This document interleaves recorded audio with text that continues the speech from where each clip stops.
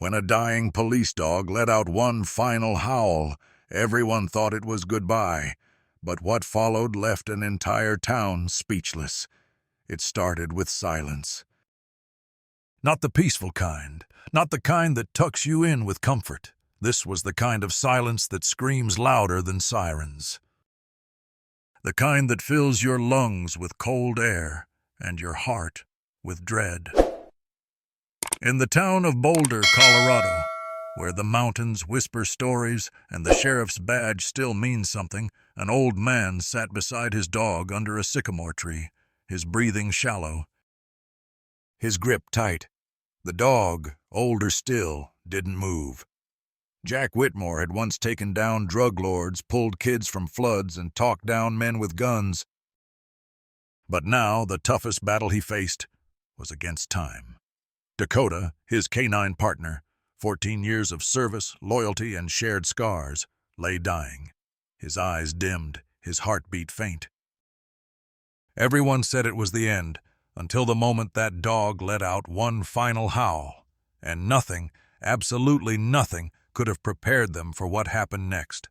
The early October fog rolled in low over Boulder, settling like a soft gray hush across the rooftops and winding roads of Maple Creek.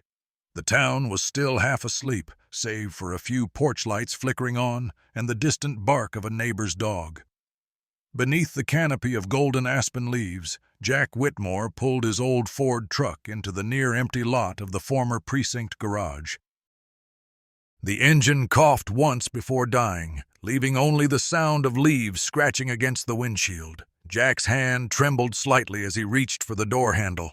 His fingers were weathered, like bark, his granddaughter once said.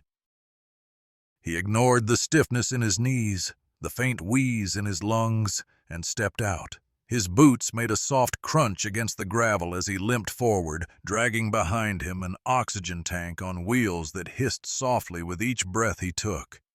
Beside him padded Dakota, 14 years old now, gray in the muzzle, one ear slightly bent, his gait slow but steady. He moved like Jack did, not gracefully, but with purpose. Their pace was familiar, the kind you don't forget after walking it 1,000 times before. The metal door to the old K9 bay creaked as Jack shoved it open with his shoulder. Dust floated in thin beams of light that broke through the high windows. The space smelled of oil, old leather, and time.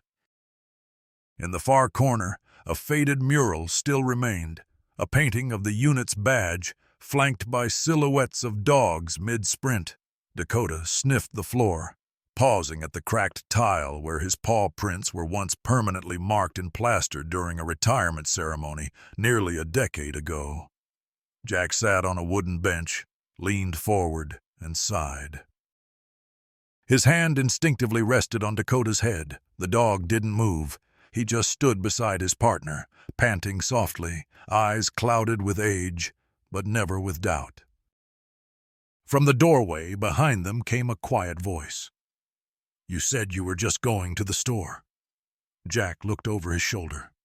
Emily stood there, her hoodie pulled tight over her head, hands buried in the sleeves. 13, too tall for her age, too quiet for her own good. She had her mother's eyes, Jack's daughter, and carried the same shadow behind them since the divorce.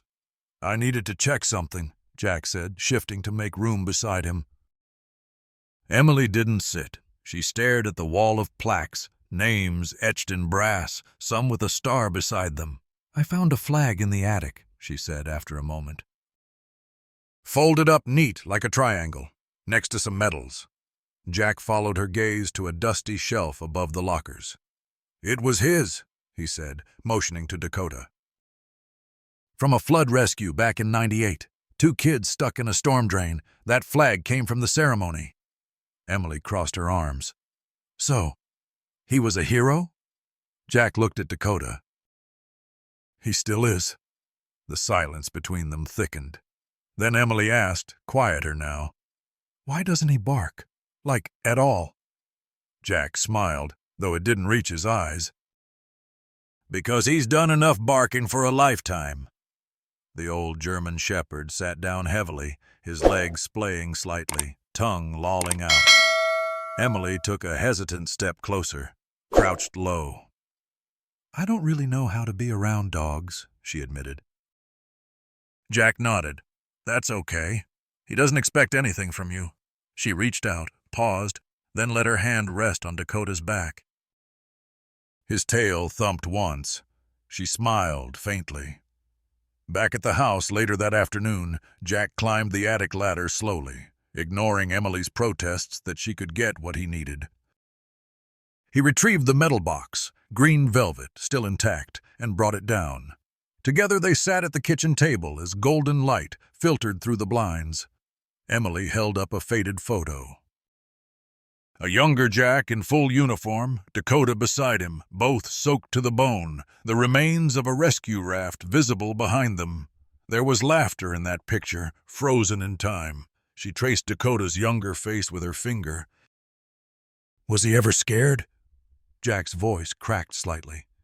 "He never showed it. That's the difference." As the day faded, Emily helped Jack lay out a blanket near the back porch beneath the big sycamore tree. Dakota curled onto it slowly, exhaling deeply. Emily lingered at the door, uncertain. "Can I ask something?" she said. Jack didn't look up. "Go ahead." "What happens if Dakota can't walk anymore?" There was a pause. Then Jack whispered, almost reverently, "Then I carry him." "Like he carried me." Dakota slept beneath the sycamore, the wind rustling through the branches above like the whisper of old voices. Jack sat beside him in a lawn chair, blanket over his knees, oxygen tube hissing softly. Emily came back outside with 2 mugs of cocoa, hers mostly marshmallows, Jack's more coffee than chocolate. She handed him the steaming cup and took the porch step, curling her legs beneath her. For a long moment, neither of them spoke. Then Emily broke the quiet. "Grandma used to sit out here too, huh?" Jack gave a small nod, his eyes still on the horizon. "Every fall. Said the tree reminded her of Maine." "I told her she was crazy. We're in Colorado."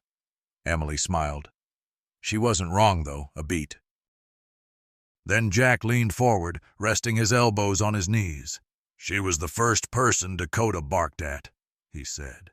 Emily raised her eyebrows. "Really? He was just a pup, fresh from the training center, hadn't bonded to anyone yet. Then Mary showed up at the precinct with a basket of scones and, bam, Dakota lost it. Protective instincts, I guess." Emily laughed. "Did she freak out?" Jack chuckled. "She gave him half a blueberry scone and told him to settle down. And he did, right at her feet." Emily looked over at Dakota. "He's still guarding, even now." Jack followed her gaze. The dog's breathing was slow but steady, ears still twitching to every shift in the wind. Then a sudden gust blew across the yard, rattling a loose wind chime. Dakota stirred, raised his head just slightly, and let out a low, barely audible whine. Jack stiffened. "What's wrong?" Emily asked, alarmed. Jack didn't answer immediately. He set his mug down carefully, reached for Dakota's collar, and gently adjusted it. "Just a memory," he said at last. "He used to whine like that before a call came in, before we'd hit the road." Emily leaned in. "Like he knew it was coming?" "Always did." "Before the radio even buzzed." The back door creaked again. This time it was a knock, someone coming through the side gate. Chief Mason Reed stepped into the yard wearing his old bomber jacket, eyes tired but warm. He hadn't changed much, just carried more weight in his shoulders. "Evening, Whitmore," he called out. "Mind if I join?" Jack motioned to the porch. "Long as you brought your own drink?"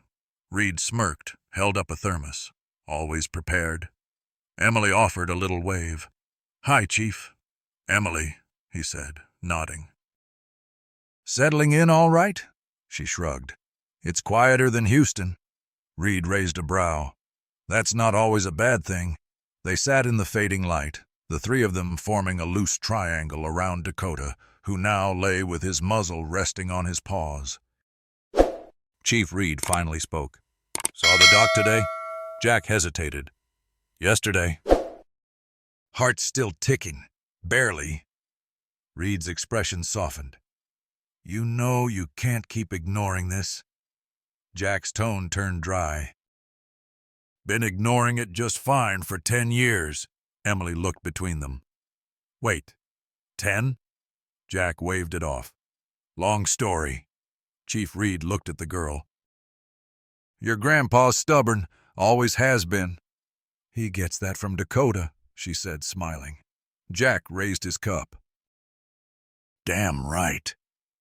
The sun dipped behind the trees, casting long shadows across the yard. Birds settled in for the night, and a faint chill crept in on the breeze. Jack adjusted the blanket over his knees and looked at Emily. "Do me a favor tomorrow," he said. "What's that?" "Go up to the attic again. There's a blue trunk under the far beam." "Bring it down." "What's in it?" "Memories," Jack said, staring into the dusk. "Some worth keeping.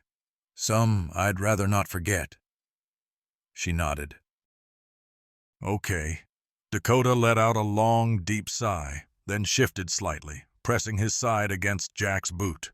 Jack didn't flinch, just lowered his hand and let it rest gently on his partner's head. Emily watched them in silence. Man and dog, warrior and guardian, aged and fraying, yet still together.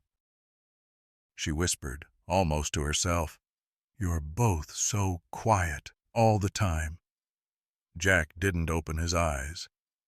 "That's because we've already said everything that matters." And with that, the fog returned, soft, quiet, wrapping around the porch and the figures upon it, as if shielding them from everything still waiting in the world outside. The sun cracked open through the blinds of the kitchen window, casting golden streaks across the tiled floor. Emily stood at the sink, rinsing out a cereal bowl, earbuds in, music low. From the backyard came the soft thump of Dakota's tail brushing against the porch steps.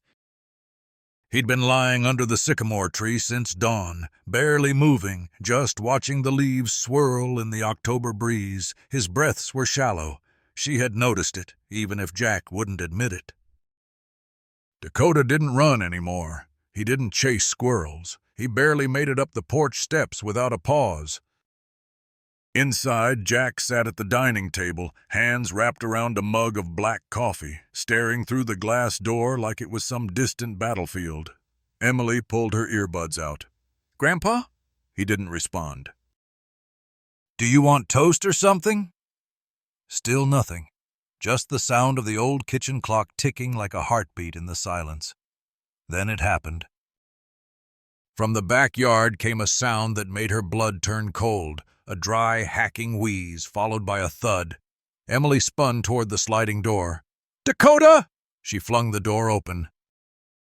The shepherd lay on his side in the grass, legs twitching, gasping like someone had stolen all the air from the world. His eyes darted wildly. "Dakota!" she shouted, leaping off the porch, her knees hitting the dirt beside him. It's okay, just breathe, please." She fumbled for her phone in her hoodie pocket, hands shaking. Then she heard another sound. Inside the house. A crash. She ran back in and found Jack collapsed against the table leg, the coffee spilled, his face pale and lips turning blue. No, Grandpa." Emily dropped to her knees again, this time inside, her breath hitching in her chest. She dialed 911 with trembling fingers. 911. "What's your emergency?" "My grandpa. He collapsed. He has a heart problem, I think. I don't know. And my dog, he can't breathe. Please help me." "Ma'am, I need you to stay calm. What's your address?" 417 Maple Creek Drive. "Boulder, please hurry. He's not waking up. We're dispatching paramedics now. Stay on the line." Emily dropped the phone on speaker and scrambled to Jack, trying to lift his head. "Come on," she whispered. "Not both of you. Please." "I can't." Her voice cracked. Outside, Dakota let out another terrible wheeze. She looked back and forth between them, torn in half. Then, sirens, not far off, the scream of mercy coming up Maple Creek. A moment later, 2 paramedics burst through the door, followed by a third with a field monitor and oxygen tank. "Sir, can you hear me?" one of them said, leaning over Jack. Another took Emily's hand gently. "It's okay, honey, we're here." Jack's eyelids fluttered. He murmured something. Emily leaned closer. "Dakota," she blinked tears away. "He's here, Grandpa." "He's okay. You have to be okay, too." The paramedics lifted Jack onto the gurney, moving swiftly but carefully. One of them turned to Emily. "We're taking him to Flatiron General. Are you coming?" She nodded, scrambling to grab her backpack and a phone charger. As they loaded Jack into the ambulance, she looked back at Dakota, still lying motionless under the sycamore. Her heart screamed to stay, but her legs moved forward. The fluorescent lights made everything feel sterile, unreal. Jack was rushed into Trauma Bay 3. Machines beeped, monitors flashed. Electrodes stuck to his chest like angry reminders of fragility. Emily stood in the corner, arms crossed, trying not to cry. A door opened, and in walked a tall man with gray at his temples and a kindness behind the urgency in his step. "Emily Whitmore?" he asked. She nodded. "I'm Dr. Alan Bright." "I've known your grandfather a long time. We were patrol buddies in the late 80s. She blinked. "He never mentioned you." He smiled gently. "He wouldn't. Jack doesn't talk much about the people he outlived." "Is he?" "He's stable. For now. His heart's weak, but it pulled through. That's not what I'm worried about." Emily frowned. "What then?" "He kept saying a name. Dakota. Over and over. He even tried to pull out the IV to go home." "We sedated him lightly." She looked down. "Dakota's sick, too." Dr. Bright tilted his head. "What do you mean? He collapsed, too. In the yard. He's old." 14. He looked like he couldn't breathe." Dr. Bright exhaled slowly. "That dog saved Jack's life more than once. If Dakota's going down, that explains the panic." Emily nodded. "They're like halves of each other," Dr. Bright tapped his pen on the chart. "Well, then maybe we find a way to bring them back together." Chief Mason Reed stood at the bottom of Jack's porch, holding a set of old cruiser keys in one hand. He'd come straight from the department, no questions asked. He looked over at Dakota, who now lay wrapped in a fleece blanket, breathing slow and ragged. Mason knelt beside the shepherd, pressed his hand to the dog's chest. "Hey, partner, we've been through worse, huh?" Dakota didn't lift his head. Mason stood, took out his phone, and called Emily. "Hey, kiddo, I've got a plan. I'm bringing Jack home." "Tonight." Emily's voice cracked on the other end. "He won't want to stay without Dakota." "I know. That's why I'm going to break a couple hospital rules." The cruiser rolled up quietly to the emergency side exit. Emily stood by the curb, jacket wrapped around her, watching as Mason helped Jack into the back seat, oxygen tank in tow.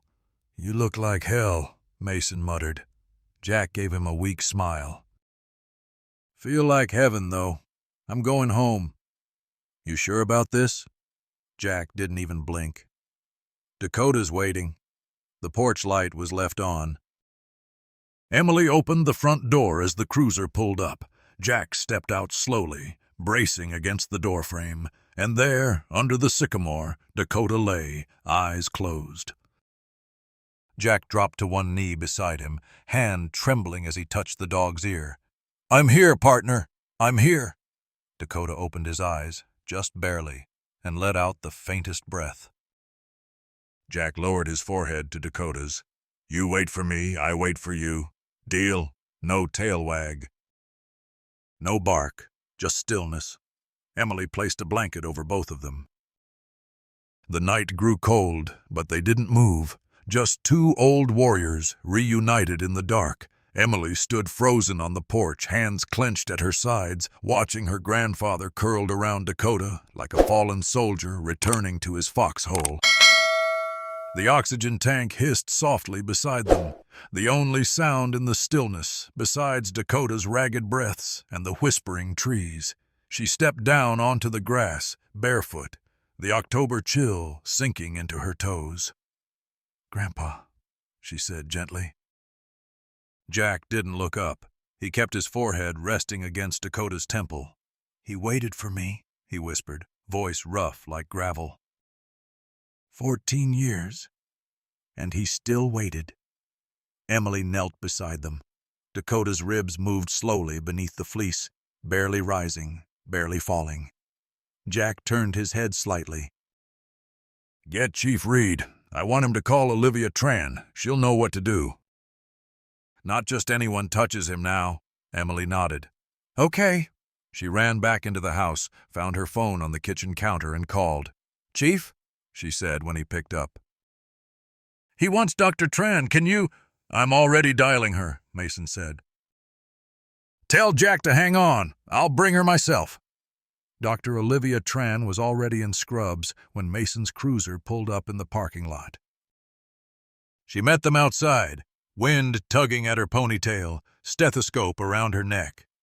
"I didn't think you'd call me after hours," she said to Mason. "Wasn't me," Mason said. It was Jack and the girl. Olivia's gaze softened. "Dakota?" Mason nodded once. They got into the car together. On the drive to Maple Creek, Olivia prepped 2 bags of IV fluids, some light sedatives, and pain meds. Her fingers moved quickly, but her eyes betrayed a hesitation. "You think we're buying time?" Mason asked. "I think," she said quietly, "we're buying a goodbye." Dr. Tran knelt beside Dakota in the moonlight, her palm against his ribcage. She looked up at Jack, then at Emily. "His body's shutting down," she said softly. "Lungs are inflamed. Heart's struggling. He needs full hospitalization, but it won't do much. His fight's almost over." Jack's jaw trembled, but his voice was steady. "No needles, no metal tables, no white walls. He goes here, with his paws on this dirt." Dr. Tran didn't argue. She placed the IV gently into Dakota's front leg, her hands smooth, reverent. Emily brought a lantern from inside, casting warm light over the yard. She brought 2 more blankets. She sat on one side of Dakota, Jack on the other. Olivia sat back on her heels. "He's comfortable now," she said, "but we're on a tight clock." Jack didn't move. "Then let's make the hours count." Jack spoke for the first time in hours, voice soft and cracking. "He saved me in '98. Flood off Pine Creek. 2 kids in the back seat of a car, upside down. I couldn't reach them. The current was too strong." He turned to Emily, eyes wet. Dakota dove in without hesitation. "I swear the water tried to kill us both, but he came out with one of the kids in his jaws." Emily's breath caught. "He was 5 then," Jack said. Didn't hesitate. Never did. The air filled with silence, the deep, meaningful kind that binds souls across generations. Then came the sound. A soft huff from Dakota's chest, not a bark, not a whimper. Just breath. "Still there, Doctor." Tran stood. "Call me if he worsens or if he passes." "You won't be far?" Jack asked. She nodded. 10 minutes tops." Jack looked at Emily. "You okay with staying out here?" Emily didn't hesitate. "I'll keep watch." Mason approached before leaving, placing something in Jack's hand. It was a worn leather badge case. "You left this at the precinct 20 years ago." "Figured tonight might be the night to have it back." Jack stared at the badge, then placed it on the blanket beside Dakota. "No more chasing sirens," he said. "Just rest." The sky started to bleed pink. Dakota was still breathing. The morning air in Boulder didn't wait for anyone. It seeped in through the cracks of the cabin like a quiet visitor, brushing cold fingertips across Jack's face. He stirred in his chair, knees stiff, neck sore. The blanket across Dakota's body had fallen partway off during the night. The old shepherd still breathed, but each rise of his chest was fainter than the last. Jack leaned forward, adjusting the fleece to cover him again. His hand shook as he tucked the fabric under Dakota's paw, the same paw that once kicked down locked doors, chased suspects through ravines, and batted Jack's coffee mug off the table every morning for 15 years. Dakota didn't stir. Jack exhaled slowly, painfully, as if pulling breath from some place deeper than his lungs. "Still here, huh?" he whispered. "Stubborn son of a gun." Emily's voice came softly from behind the screen door. "I made oatmeal." Jack didn't answer right away. "I used the cinnamon you like," she added. "The fancy one." He turned, eyes puffy, face gray under his pale skin. "Appreciate it, sweetheart." "But I'm not hungry." She stepped out, carrying 2 bowls anyway. The warmth of the food steamed between them in the cold dawn air. "I'll just leave it by the step," she said gently, and sat beside him. He make it through the night?" Jack nodded. "Barely, but he did." Emily pulled her knees to her chest, watching Dakota's labored breaths. "Did you sleep at all?" "No." Jack looked away. "Didn't want to miss his last breath." Emily didn't reply. Instead, she leaned her head against Jack's shoulder. For a long time, neither said a word. The cabin phone rang once, then again. On the 3rd ring, Jack heaved himself up and shuffled inside to answer. It was Dr. Alan Bright. "You look like hell, old man," Alan said over speaker, his voice steady but threaded with concern. "Thanks, Doc. You always were charming." "You know you're not cleared to be home," Alan continued. "You've got fluid around your lungs and a heart rhythm like a jazz drummer." "I'm aware," Jack muttered, coughing. "But my partner's dying, Alan." There was a pause. Then Alan's voice softened. "I can get you portable oxygen and a nurse to swing by once a day. I don't want strangers in the house." "Then I'll come," Alan said. "For God's sake, Jack, you carried this town on your back for 3 decades. Let someone carry you for once." Jack looked out the window at Dakota. "I'll think about it. Think quick. You've only got so many heartbeats left to bargain with." Chief Mason Reed pulled into the cabin's driveway just past noon, driving an old police cruiser with the city seal half scratched off. "Borrowed her from the impound yard," Mason said, stepping out. "Didn't think you'd want the ambulance." Jack raised an eyebrow. "What's the plan?" "Dr. Tran says we can try running fluids and see if he responds better at the clinic." "I figured we ride him in style." Jack looked at Dakota, who lay still under the sycamore as if already carved into the earth. He whispered to him, "One more ride, partner." Emily helped gather blankets, the old K9 vest, and the folded sheriff's flag she'd found in the attic. She tucked it gently into the back seat.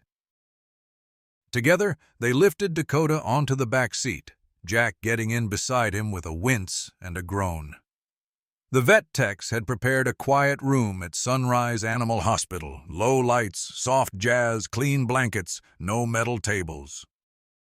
No sharp smells. Dr. Tran met them at the door. "He's critical," she said, "but I've seen stranger things turn around." She hooked Dakota up to an IV line, gently stroking his paw. Jack never left his side. He adjusted the oxygen tube under his nose, leaned close. "Remember Las Vegas?" he whispered. "You barked every time that busker played his sax, and when I finally gave you $1 to give him, you dropped it and peed on his shoe." Dakota's eyes flickered. Jack smiled through tears. "That's my boy." Emily sat nearby, fingers wrapped tightly around the fleece blanket. "Is he hearing us?" "Doctor." Tran checked his pulse. "Possibly. Dogs don't always say goodbye in the ways we expect." Sometimes they wait for something. Emily pulled out her phone. Wait for what? Tran didn't answer. Instead, Jack reached into his jacket pocket and pulled out an old recorder. He hit play. From the tiny speaker came a crackling voice, Jack's voice, issuing firm, calm commands. Dakota, heel, sit. Watch, stay. Dakota's ears twitched. His eyelids fluttered. Jack's voice cracked. Good boy. His tail moved, just a little. Jack stayed until visiting hours ended, and then refused to leave. Chief Reed came by with coffee and an old department badge that had Dakota's K-9 number etched into the back. He was more than a badge, Mason said. He still is, Jack replied. Emily curled up in the corner, dozing off with Dakota's vest as a pillow. Dr. Tran dimmed the lights. The monitor beeped steadily, rhythm fragile but present. Between each beat was a memory, a rescue, a loyalty. A life lived not as pet, but as partner. Jack leaned over and whispered into Dakota's ear, voice barely audible. You're not done yet. Not until you tell me when. Dakota didn't move. But his chest still rose, still fell, still stayed. Rain began tapping gently against the window panes of Sunrise Animal Hospital. Inside the quiet recovery room, the world seemed to shrink to the slow rhythm of Dakota's breathing and the faint beep of the monitor beside him. Jack sat on a low stool next to the dog's bed, oxygen tube still hooked beneath his nostrils, his fingertips brushing the edge of Dakota's ear. Emily had fallen asleep curled up in the armchair, her coat wrapped around her legs, one hand dangling off the side, still clutching the sheriff's flag. Dr. Tran stepped in quietly, holding a clipboard but not really looking at it. I've seen war heroes, trauma survivors, therapy dogs, but I've never seen anything like the bond between you two, she whispered. Jack didn't take his eyes off Dakota. He saved lives. Took hits for me, warned me before I knew I was in danger. I once had a perp with a gun to my ribs and Dakota barked before the guy could pull the trigger. That bark bought me 2 seconds. It was all I needed. Tran smiled gently. You think he's still fighting? I think he's waiting, Jack said. For permission. Tran nodded, eyes glistening. Then don't make him wait too long. Somewhere between midnight and dawn, Jack dozed off. In that light sleep, his memory played like old film reels. He was young again, 1998, floodwaters roaring down Maple Creek, screams echoed, a child clung to a lamppost, water rising to her shoulders. Jack couldn't reach her, but Dakota could. Jack remembered unhooking the leash and shouting, "Go!" Dakota leapt into the current like a soldier into gunfire. The next few minutes were chaos, shouting, splashing, a child's cry, and then Dakota, soaked and limping, dragging the girl to safety. When Jack reached him, Dakota dropped to the ground, exhausted. You're more than a dog, Jack whispered. Then, you're my damn heartbeat. The memory faded into the sound of Dakota's real breathing. Still going. At 4:47 a.m., Dakota's body jolted slightly. Not a seizure, not a panic, something between a startle and a shiver. Emily jolted awake. Jack stirred, grabbing Dakota's paw. What is it, boy? Ducked. Tran rushed in. The monitor beeped irregularly. She placed her stethoscope on his side. He's crashing. Emily reached for the blanket. Don't let him go. Not yet. Jack tightened his grip. Dakota, if you're tired, it's okay. You gave everything. You don't owe us anything more. The beeping slowed. 1 second, 2 seconds. Then silence. Dr. Tran looked at the screen, then at Dakota. No movement. Her lips parted, and then Just as she opened her mouth to declare time of death, Dakota let out a sound. Not a bark. A long, low howl. It started in his chest and vibrated through the room, ancient and deep, not of pain, but of presence. Of remembering, of refusing to be forgotten. The lights flickered as if acknowledging the sound. Emily gasped. "He's still here!" The monitor flickered, a slow return of signal. One beat, then another. "Doctor." Tran stepped back, stunned. "I've never," she said, unable to finish. Outside, sirens echoed faintly. Chief Reed was coming. By the time the cruiser rolled up to the clinic, dawn was breaking through the clouds. Orange hues stained the tips of the mountains. Chief Reed helped Jack from the cruiser. "I brought his badge. Thought maybe he'd want it." Jack nodded. "He's inside." Waiting. When Jack stepped into the room again, Dakota raised his head, not fully, just an inch, and let it fall again, but not before his tail tapped once against the blanket. Jack knelt beside him, placing the K9 badge on the blanket. "You held on," he said, tears clouding his voice. "You crazy, loyal mutt. You waited." Dakota blinked once. Emily walked over, phone in hand. "I want to record this moment." Jack gently touched her hand. "Not this one. Some things aren't meant for the internet." Emily nodded, eyes full of tears. "Doctor." Tran whispered.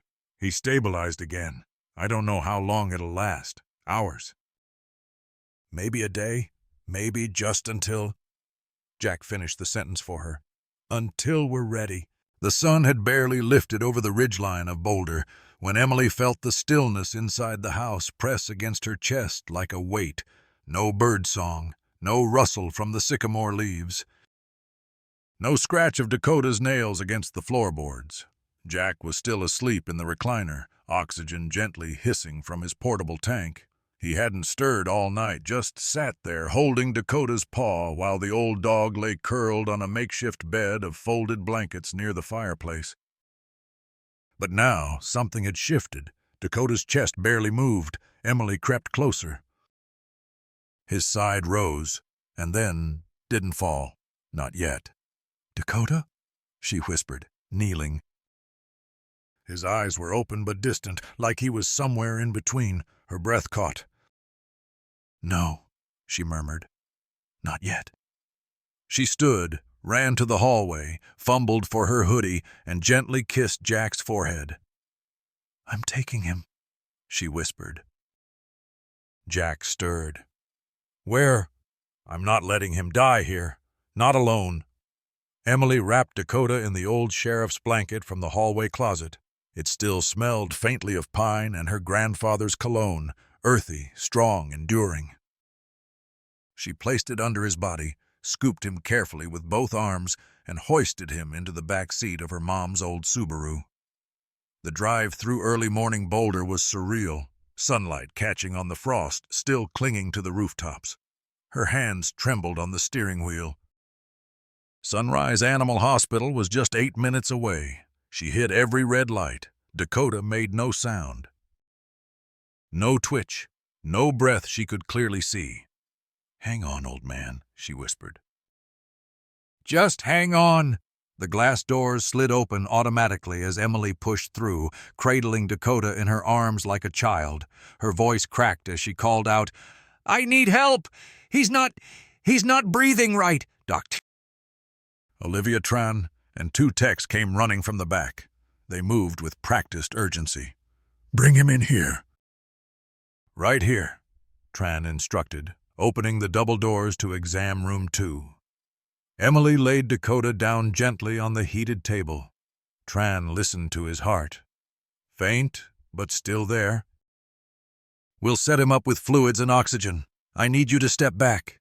Emily obeyed, her fists clenched at her sides. "Is he dying?" Tran didn't answer right away. "I don't know yet. He's in a gray zone. Animals know." "Sometimes they hold on for something." Emily choked back a sob. "He's waiting for Grandpa." "Then let's give him the time," Tran said. Emily texted Chief Reed in all caps. "He needs to come now, it's time." Reed replied instantly. "On our way." Tran's team inserted an IV line. A slow drip, steady, measured. "Hopeful!" Dakota's eyes fluttered. Emily sat down on the cold linoleum, staring at the blanket with the faded sheriff's patch. She remembered a moment just a few nights ago, Jack standing in the kitchen, Dakota lying at his feet, his tail thumping at the sound of Jack's voice.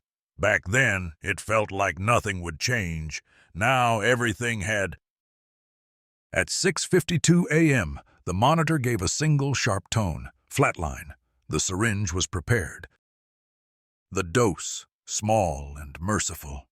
Tran held it, her gloved hands trembling slightly. She looked at Emily. "Do you want to say anything?" Emily stepped forward. "Dakota, if you can hear me, he's coming. He's just slow now." "But he's coming." Dakota didn't move. Tran nodded to the tech. They adjusted the IV. Just as Tran approached, Dakota's eyes fluttered again. And then, a sound burst from his chest. It was not a whimper. It was not a bark. It was a howl long. Deep, rising like thunder under mountain stone, it echoed through the metal walls of the exam room, ricocheted down the clinic hallway, and halted every heartbeat in the building. Tran froze. The syringe clinked gently in her hand. One of the techs whispered, Did he just call?" Emily's hands covered her mouth. Outside, in the growing light, the distinct sound of sirens approached, the warble of a vintage police cruiser from a bygone era. Tran stared at the monitor, a single beat. Then another. Dakota's breathing returned, shallow, but there. He's holding." Emily leaned over the table. "He's not ready." Tran, voice low, nodded. "He's waiting for Jack." Emily whispered into Dakota's ear, "He's almost here, partner. You don't go anywhere." The red and white lights of the cruiser flickered across the glass. Chief Reed parked crooked in the lot, leapt out, and opened the passenger door. Jack, trembling, slid his cane out. "Where's my boy?" "In there." "Still fighting," Reed said, holding him steady as they walked. As the clinic doors opened, Dakota's ears twitched, just slightly. Emily turned. "Grandpa!" Jack's cane clattered to the floor. He didn't need it. He crossed the room, each step stiff but sure, and dropped to one knee beside the table. Hey now," he said softly. Dakota opened his eyes. Jack placed a weathered hand on the dog's side. "I'm here, partner." The room went silent again. Dakota let out one final sigh, but this time it wasn't goodbye. His tail thumped once, then again. "Doctor." Tran gently stepped back. "We'll hold off," she whispered. "This isn't the moment." Emily's voice cracked. "He waited." Jack nodded, eyes brimming. "He howled," Emily said, "right before you came." "Like he was calling you." Jack smiled. "He's always had good timing." Tran looked around. "We'll move him to the comfort room." "No more IVs, just love and presence. We don't rush this." Jack stroked Dakota's head. "You and me, old man. One more sunrise." Jack stayed kneeling, his old knees screaming, his breath shallow even with the oxygen tube hooked behind his ears, but he didn't move. Not until Dakota's eyes fluttered fully open, just for a second, and the old shepherd pressed his forehead into Jack's palm. Jack leaned down, resting his own forehead against Dakota's. "You waited," he whispered, voice breaking. "You damn beautiful boy, you waited." The lights overhead buzzed faintly. Somewhere, a nurse dropped a clipboard, but no one in the room flinched. All eyes were on the man and his dog, two veterans of 100 untold stories reunited at the edge of the unspoken. Chief Reed stepped quietly to the doorway, hat removed, eyes shining. Emily stood beside her grandfather, placing her small hand on his shoulder. "He howled," she said again, her voice just above a whisper. "Right before you got here, like he was calling across the world." Jack didn't answer. He was too deep in the moment. His thumb traced the ridge of Dakota's muzzle. "Back in '99, he murmured. "He did the same thing. Floodwaters came up faster than we thought. 2 kids trapped in a pickup. I was too far out on the ledge to reach them.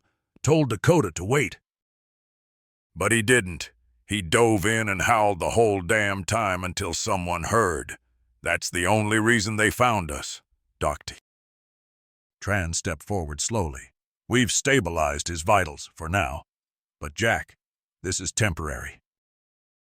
His organs are working overtime." "I know," Jack said without looking up. "But he's earned the time. Whatever he's got left. I want him to have it without needles or drips or machines." Tran nodded. "We can move him to the comfort room. No more interventions. Just warmth, rest, and you." Emily sniffled. "I'll carry him." "No," Jack said. "I'll do it." Reed reached to help, but Jack waved him off. He stood slowly, bones groaning in protest. He cradled Dakota the way a soldier cradles a fallen comrade, hands firm, arms steady despite age. The walk to the comfort room was silent. The walls were painted soft blue, with warm light from a desk lamp casting gentle shadows. A thick dog bed sat in the corner beside a low couch. A photo of a golden retriever and a young girl rested on a side table. Jack laid Dakota down gently. Emily folded the sheriff's blanket over his back. Tran handed Jack a small white remote. "This plays ambient sounds, birds, creek water, police radio clips. Some dogs find comfort in voices they know." Jack turned the dial until a familiar voice echoed through the room. It was his own, recorded from a training session 15 years ago. "Dakota, heel." "Sit. Good boy." Dakota's ears flicked. A spark. Emily sat cross-legged on the rug, pressing close. "He heard that." Tran smiled. "Muscle memory. Emotional memory. It's all still there." They stayed like that, the 3 of them, bathed in the soft hush of the room. The sun rose fully now, filtering through blinds. Hours passed. Dakota stirred just once. He let out a sound. Not quite a whine, not quite a breath. A softer version of the howl from earlier. As if to say, "I know you're here now. I can rest." Jack laid a hand over Dakota's chest, feeling the slow thump of his heart. Emily watched her grandfather close his eyes and whisper something she couldn't hear. Dr. Tran gently opened the door. "We'll give you privacy. Call if you need anything." Jack nodded. "Thank you, Doc." She hesitated. "He's lucky. Not all of them get this. Most dogs, most people, they don't get to say goodbye like this." Jack looked at her. "He's not just a dog," Tran smiled. "I know." She left quietly, and the room fell into that sacred quiet again. As dusk began to paint the sky in smoky lavender, Emily drew her knees up to her chest. Jack, still seated beside Dakota, laced his fingers through the dog's fur. Outside the window, the breeze moved through the pine trees. Inside, the silence was full, not empty. Dakota's chest rose, fell, and rose again. "Not gone, not yet, just staying." The comfort room at Sunrise Animal Hospital had grown so still it felt outside of time, like a sacred pause between 2 heartbeats. The only sound was the faint thump of Dakota's slow, deliberate breathing and the soft rustle of the sheriff's fleece Emily had laid over him. Then, in the hallway, footsteps. Heavy, measured, the sound of a cane tapping tile. Jack Whitmore appeared in the doorway, hunched but unwavering, with Chief Mason Reed at his side. Emily stood quickly, tears already forming. Jack had oxygen tubes slung over his ears, his skin pale, but his eyes were lit with a stubborn fire. He didn't speak. Didn't need to. He stepped inside, letting his cane clatter softly to the floor. Then he crossed the room without help, inch by inch, toward the dog that had waited for him across the dark. Dakota didn't move at first. His eyes remained closed, breathing shallow. But as Jack reached the dog's side and knelt, again, on brittle, aging knees, Dakota's tail gave the faintest thump. Once, then again, Emily gasped. Chief Reed looked down and shook his head slowly, as if witnessing something no training could ever prepare him for. Jack reached out and laid a trembling hand on Dakota's chest. "You held on for me, didn't you?" Dakota responded with a low, vibrating breath, almost a growl, except there was no fear or pain in it, just recognition. Jack rested his forehead against Dakota's. "I'm here now. You don't have to hold the line alone anymore. Doctor." Olivia Tran stepped in quietly. "Jack, I have to say I've never seen anything quite like this. His vitals dipped below viable thresholds an hour ago. But now—" She glanced at the monitor, heart rate slightly up, respiration stable. Emily asked, "What does that mean?" Tran smiled, blinking back tears. "It means he's not ready." Emily opened her backpack, pulled out her phone. "I have something," she said. "It's a recording. Grandpa, remember when you used to train Dakota in the backyard? I recorded one of those days on Mom's old camcorder." She pressed play. "Dakota down, stay, good boy." "That's it, partner." The room filled with the echo of younger Jack's voice, firm and warm. Dakota's ears twitched. "See that?" Emily whispered. Jack's eyes shimmered. That voice, that memory, it's in him still. He reached over and pressed the speaker against Dakota's ear. "Dakota, protect." Dakota stirred. "Just a little." His breathing shifted, his tail tapped again. Chief Reed stood tall, back straight, shoulders squared. He reached up slowly and gave a clean, steady salute toward the old K9. For the partner who never clocked out. Jack didn't look up. "He deserves a medal they don't make." "Maybe," Reed said quietly. "But he got something better."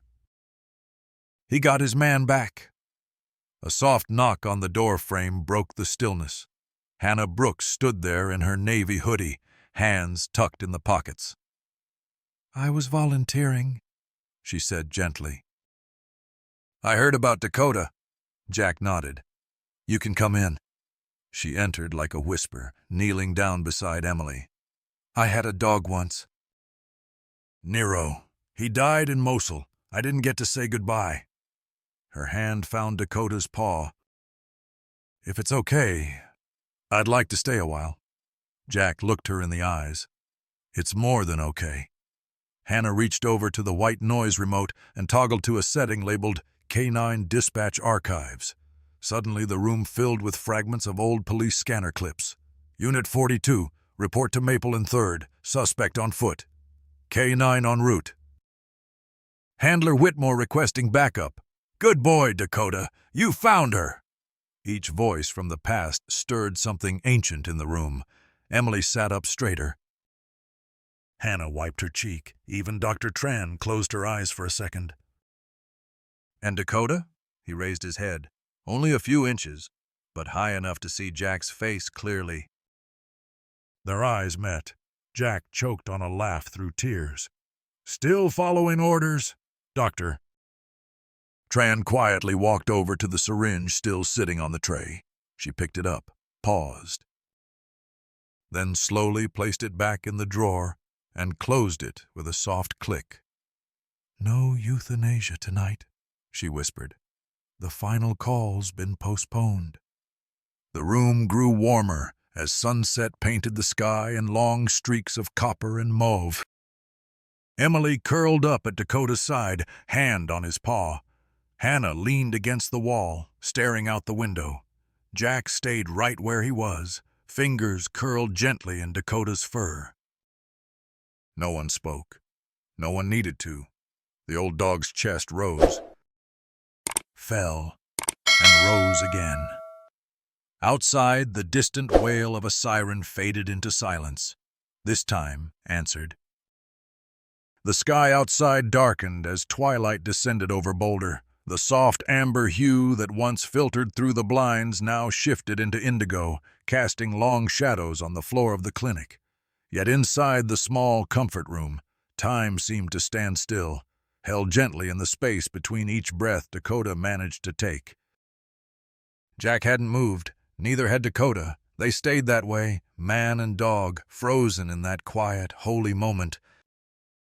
Emily whispered, "Do you think he knows?" Jack didn't take his eyes off Dakota. He knows everything. Always has. He was trained to track missing persons, but Dakota never needed scent. He found things that were invisible, like fear or sadness. Sometimes I think he knew I was hurting before I did. Emily nodded slowly. Her fingers brushed against the fur between Dakota's shoulder blades. It was wiry now, patchy in places, but still warm. Still alive. Chief Reed cleared his throat softly. "You remember that time at Brush Canyon?" he said, voice low. "Back in '04, the girl in the drainage pipe?" Jack gave a half smile. "Of course I remember. She would have drowned," Reed said, looking down at Dakota. "Flash flood came out of nowhere. You were on the north bank. You shouted, but I couldn't hear a damn thing over the water, and then suddenly this streak of black and tan leaps off the edge." Jack chuckled. "The damn fool didn't hesitate. He dragged her out, teeth locked in her jacket." Reed shook his head. 4 feet of water, and he pulled her out like she weighed nothing. Jack touched Dakota's paw. "And when he got to the edge, he pushed her up to you first, not himself." Emily blinked, stunned. "Why have I never heard that story?" "Because," Jack said, "Dakota wasn't in it for the glory. He never was." Hannah sat cross-legged near the foot of the gurney now, her hands loosely clasped. "Nero did something similar," she murmured. "We were doing convoy protection outside Kandahar. Gunfire broke out. My squad scattered." She looked up at Jack, her voice trembling. "I fell, dislocated shoulder. I couldn't reach my weapon. But Nero, he stayed, took a bullet to the leg to cover me." A beat passed. "I never forgave myself for not bringing him home," she whispered. Jack's voice was gentle. "Then bring this one home, for both of them." Hannah smiled, faint but real. "Doctor."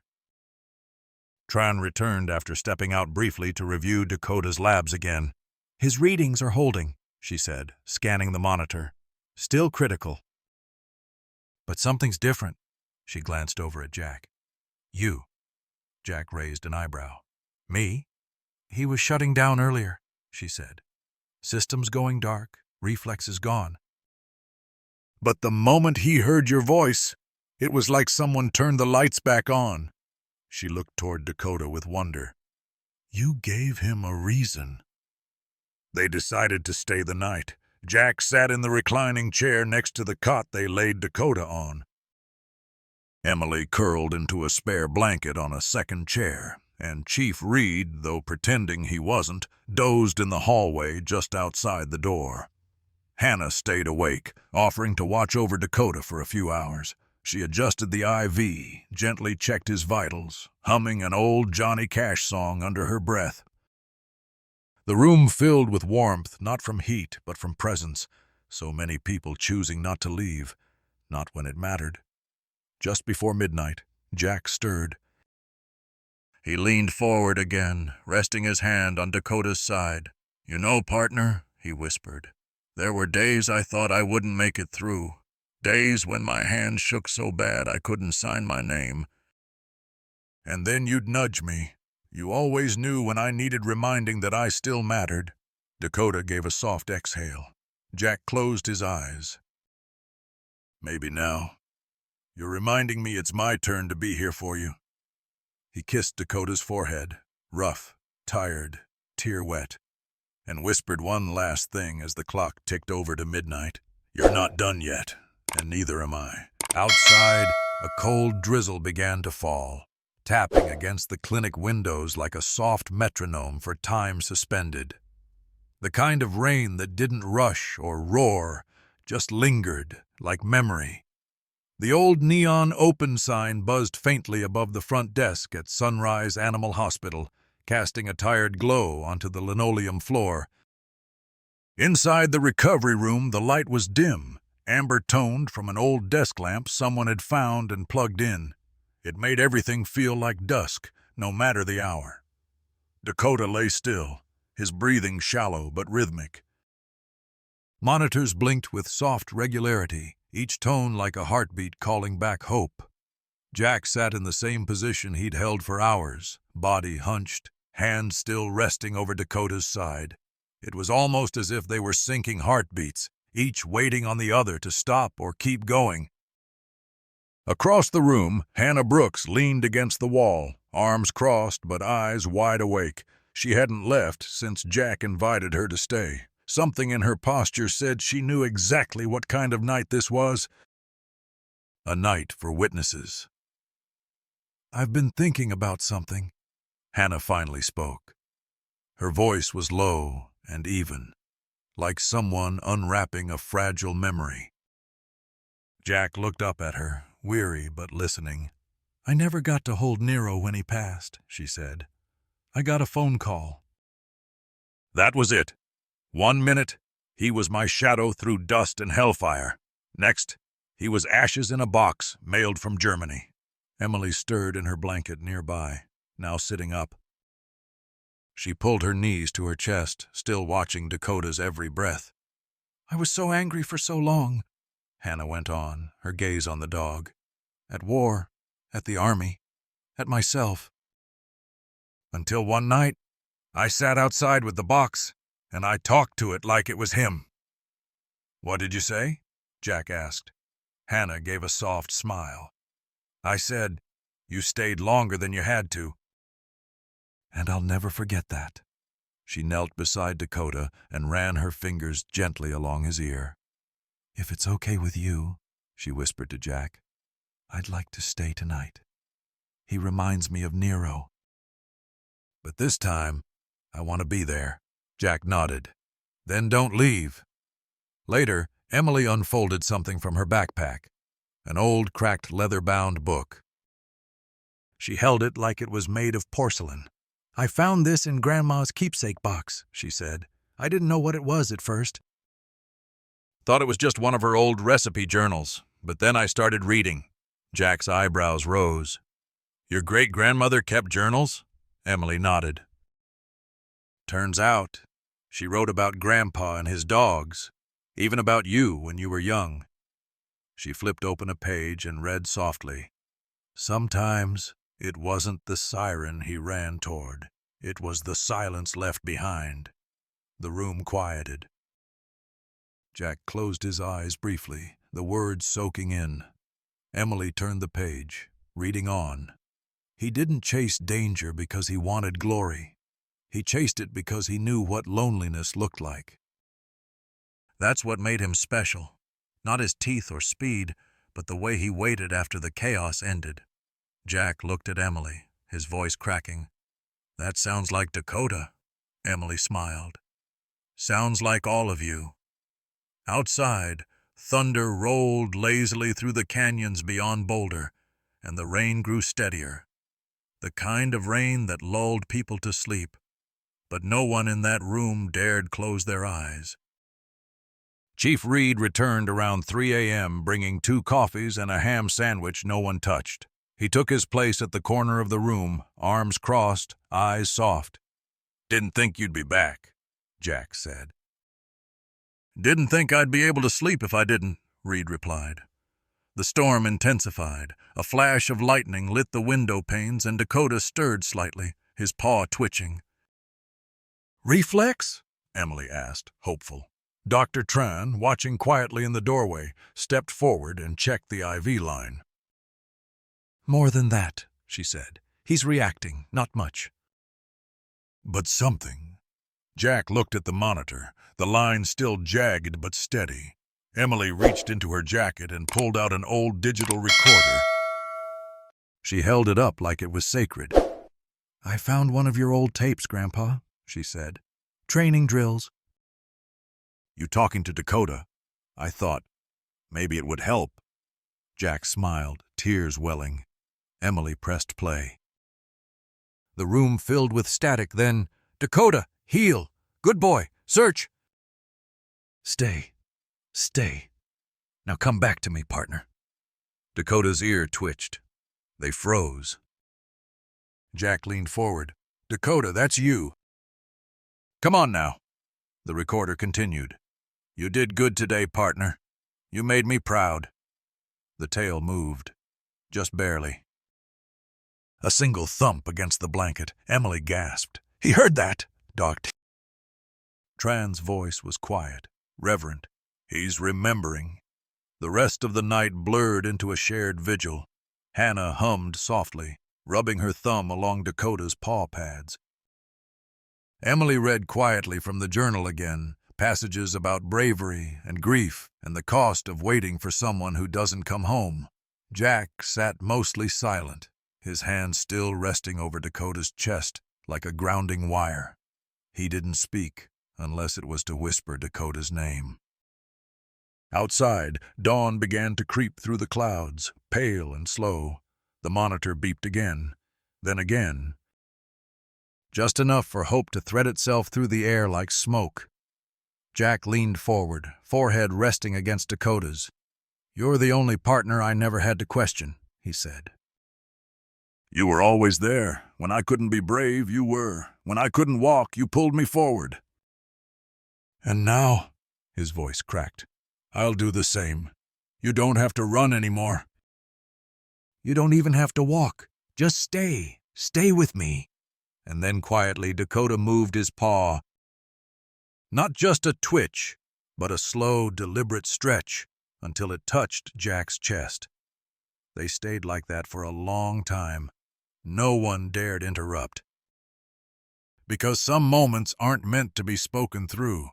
They are only meant to be witnessed. The rain had softened by then, turning from a persistent drumbeat to something gentler, like breath on a window pane. The windows at Sunrise Animal Hospital fogged slightly as the temperature dropped, blurring the world outside into shadows and streetlight halos. Inside, a quiet holiness lingered in the recovery room. It felt like being inside a chapel where no one prayed out loud, but everyone hoped with every fiber of their being. Dr. Olivia Tran stepped closer. Her expression was cautious, yet something in her eyes shifted, a mix of awe and recalibration. He's not stabilizing by science, she murmured. He's stabilizing by something else. Jack didn't answer. He didn't need to.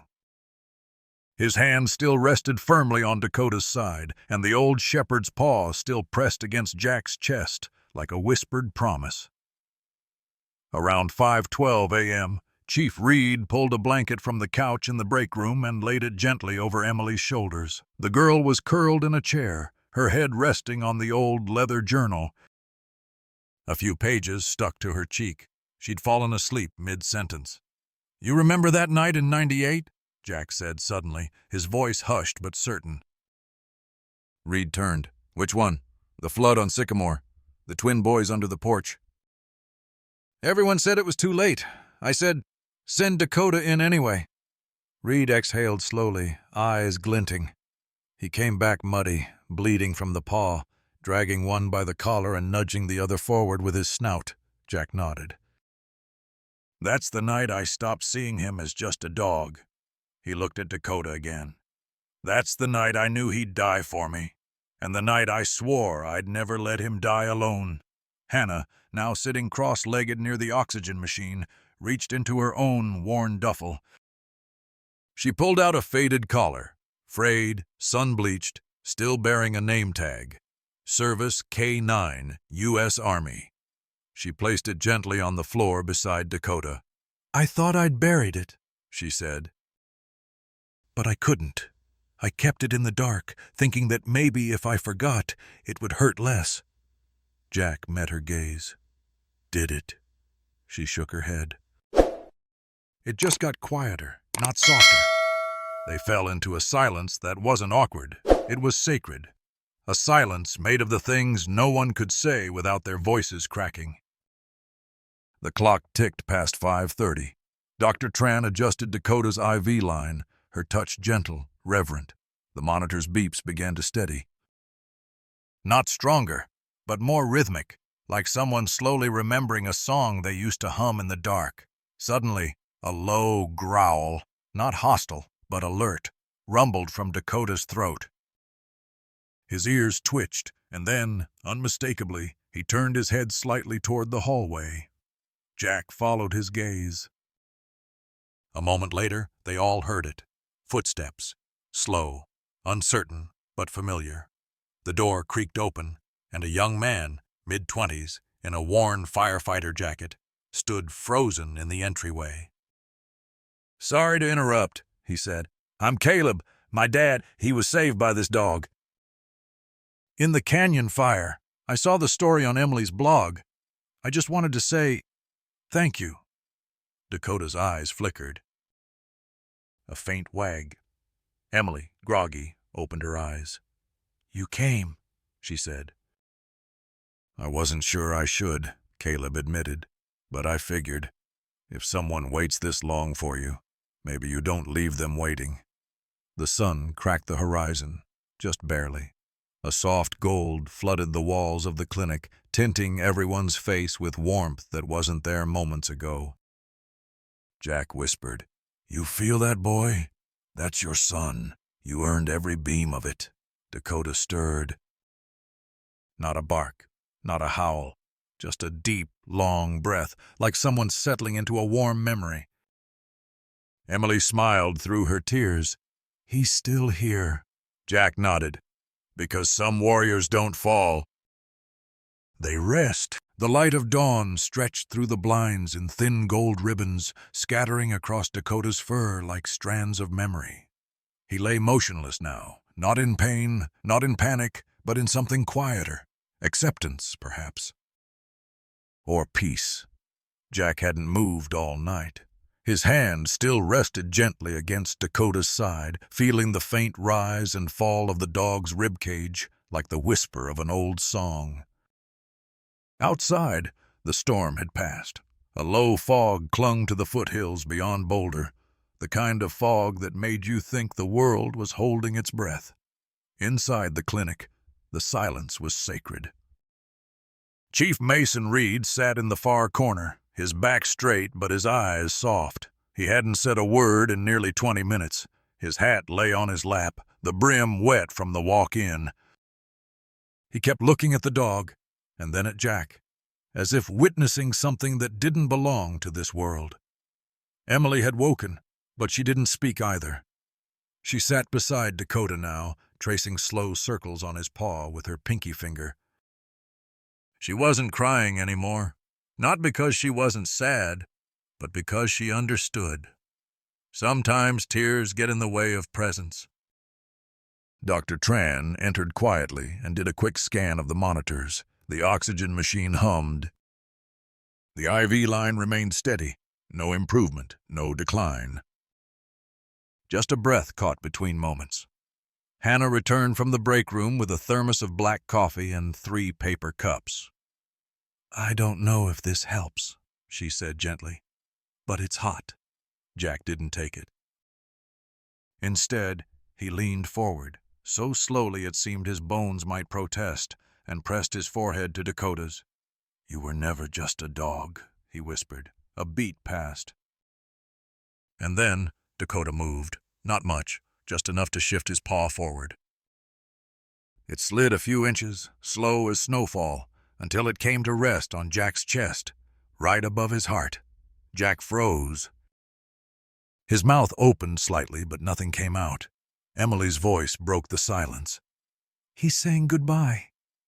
But Jack shook his head, tears trembling at the corners of his eyes.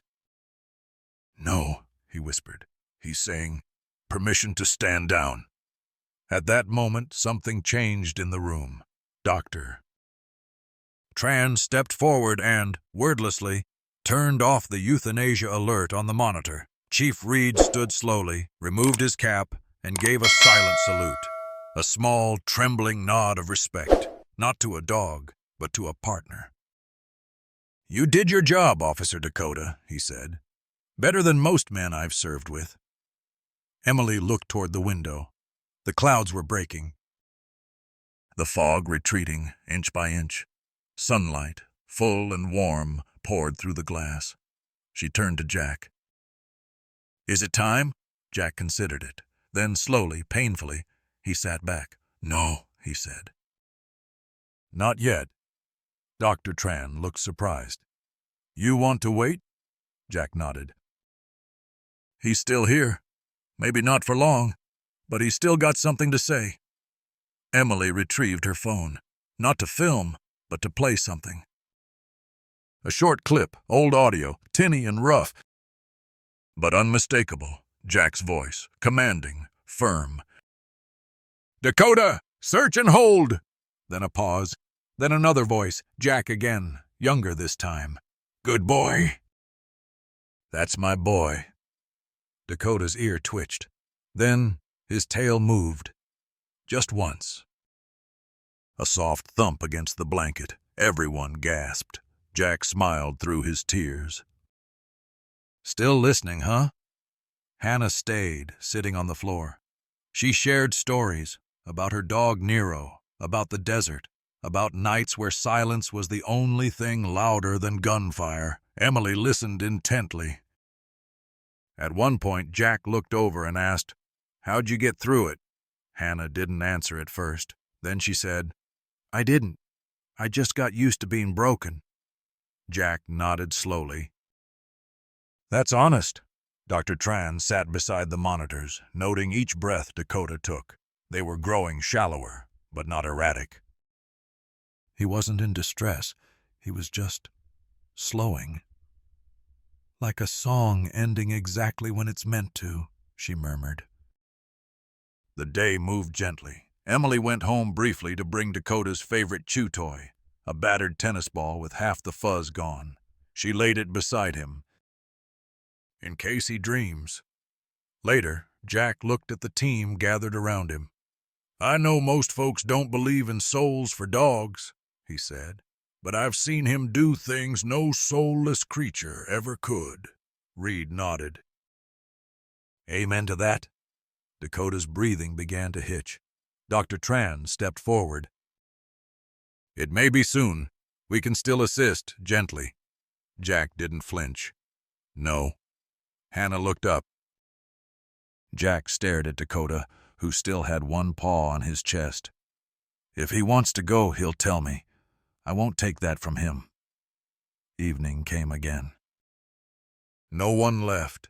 Emily curled up beside Dakota and Jack, resting her head on Jack's shoulder. Reed watched the door. Dr. Tran checked vitals. Hannah dozed lightly, still seated upright with her hand resting on Dakota's hind leg. The lights in the clinic dimmed. The storm didn't return, and Dakota, still breathing, still present, held on, as if he, too, wasn't ready to stand down. The night passed quietly. There were no alarms. No howls, no final gasps, only the rhythm of Dakota's breath, steady, soft, deliberate. By 3:13 a.m., Jack was the only one still awake. His eyes were glassy, unfocused. He wasn't sure if he was watching Dakota or watching the years pour back in reverse. The flood rescue in '98, the cabin standoff in Longmont, the search through the ash-covered woods of 4 Mile Canyon.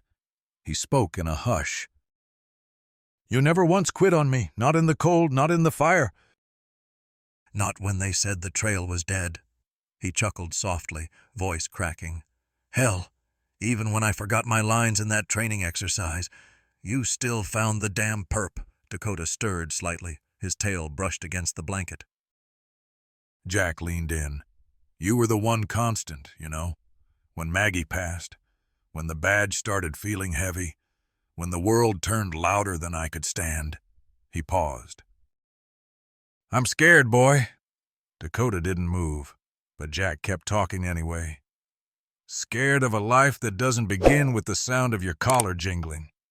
Then, as if on cue, the faintest sound came from Dakota's neck. Not a bark, not a breath, a single chime. His badge tag, the small silver one shaped like a shield, tapped against the floor as Dakota shifted just enough for it to fall free from his fur. Jack reached down and picked it up. "Still reporting for duty, huh?" By morning, the light outside had changed from gray to gold. Emily stirred first. She sat up, rubbing her eyes, then immediately looked to Dakota. Her hand hovered over his side. Still breathing, she smiled and whispered, "You stubborn old hero." Dr. Tran stepped in, checked the vitals. "Still faint but stable," she smiled. "He's resting." "Deeply." Jack nodded. "Then so will I." And finally, after 3 days of refusing to sleep, he allowed himself to lean back against the clinic wall and drift off. Before the chapter closed, one last thing happened. At precisely 6:17 a.m., just as the coffee pot in the front desk began its cycle and the streetlights clicked off in Boulder, Dakota opened his eyes. Not wide, just enough. He looked at Jack, who was still asleep beside him, and for a full minute he watched him, silently. Then, with a single push of his paw, Dakota tucked the edge of the sheriff's blanket tighter under Jack's arm and rested his head. The sun rose slowly over Boulder like it knew it had to be gentle today. The clouds parted in ribbons above the town's red brick buildings, casting shafts of gold light down onto Main Street. Flags hung from lampposts. Storefronts had handwritten signs taped to their windows. "Thank you, Dakota." "Welcome back, Officer Jack." "Some heroes have 4 legs." People gathered hours before the parade began. Kids with hand-painted signs, veterans in worn-out caps, police officers in full-dress blues.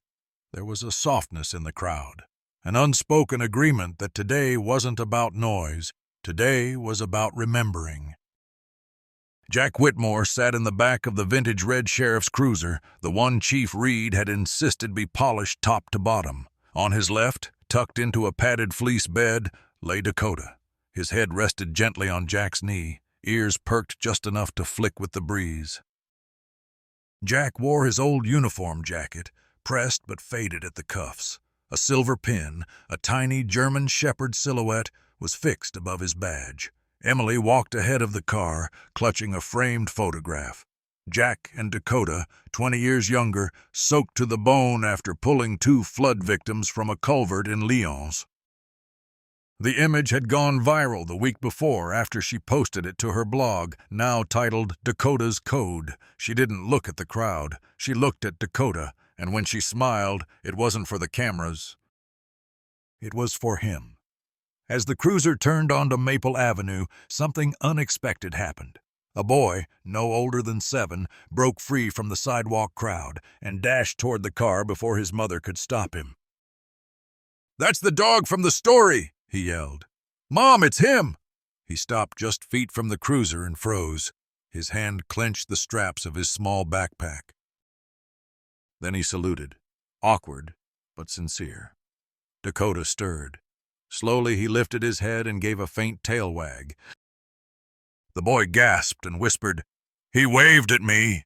The mother pulled him back gently, tears in her eyes. Jack looked over at Chief Reed, walking beside the cruiser. "You see that?" Reed nodded. "You still think he's done serving?" At the end of the parade route, in front of the county courthouse, a makeshift stage had been built. A banner flapped gently overhead. "Heroes among us." The mayor, a soft-spoken woman in her 60s, stepped up to the microphone. She didn't read from notes.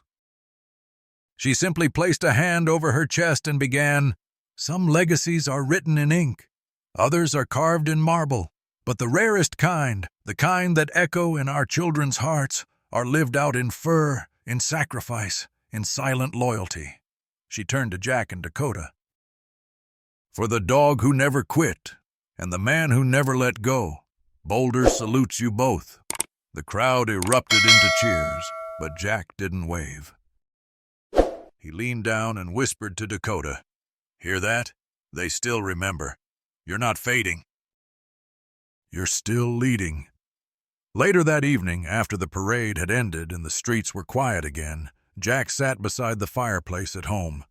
Emily curled up on the couch, wrapped in a sheriff's fleece, notebook open on her lap. Dakota lay on the rug, breathing slow, paws twitching like he was chasing something in his sleep. Jack looked at Emily. "You think people really care about stories like ours?" Emily didn't hesitate. "They need stories like ours." He looked down at Dakota. "Then promise me you'll keep telling them." Emily nodded. "I already started. Every chapter. Every call, every howl." She handed him a printed copy of the first post from the blog. The title read, "He Didn't Bark Loud. He Just Stayed." Jack's voice broke. "God, that's good." Then he looked down and noticed something. Dakota's eyes were open. Not wide, but present. He'd been listening. Jack smiled. "You hear that, partner? You're in print now." Immortal. That night, Jack stepped outside to the porch, Dakota slow at his side. They sat under the stars, wrapped in a silence so whole it felt like music. "I used to think my legacy was the badge," Jack said. "Turns out it's the bond." Dakota nudged his leg. "You knew that the whole time, huh?" A long pause. Then Jack whispered, "Permission to stand down, Sergeant." Dakota exhaled, long and deep, and rested his head on Jack's foot. And for the first time in days, Jack closed his eyes, not in grief, not in fear, but in peace. Weeks later, Dakota's code surpassed 100,000 subscribers.